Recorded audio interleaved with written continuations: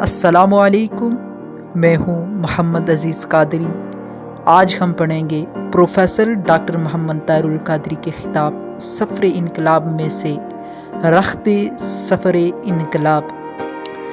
اس سفر انقلاب میں رخت سفر کیا ہونا چاہیے جو انقلابی جدوجہد کے دوران آپ کا ممد و معاون ثابت ہو، آپ کی ضروریات کی کفالت کرے اور آپ کو منزل کے قریب تر کرتے ہوئے بالآخر آپ کی کامیابی و کامرانی کا باعث بنے۔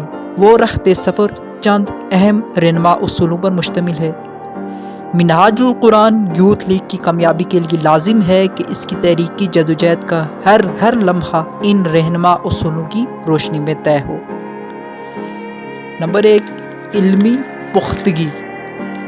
دوسرا، فکری واضحیت۔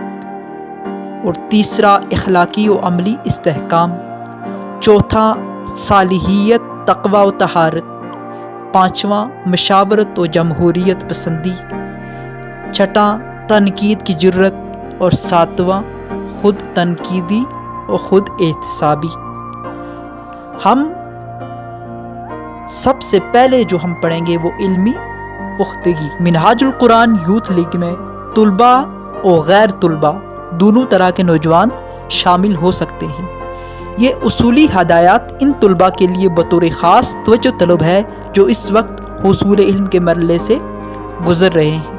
منہاج القرآن یوتھ لیگ کو کامیابی سے ہمکنار کرنے کے لیے ضروری ہے کہ اس میں شامل طلباء علم و فن کے جس شعبے میں تعلیم حاصل کر رہے ہوں اس میں مہارت اور پختگی پیدا کریں۔ اگر کسی طالب علم کی اپنی کلاس کے اندر تعلیمی کارکردگی غیر معیاری ہے اور وہ نالائق گردانا جاتا ہے تو صاف ظاہر ہے کہ اسے کلاس میں باعزت مقام حاصل نہیں ہو سکے گا، اور جب وہ علم میں ناپختگی کی بنا پر اپنے حلقے میں معزز نہیں ہوگا تو جو دعوت وہ دے گا اسے لائق اور ذہین لوگ قبول نہیں کریں گے۔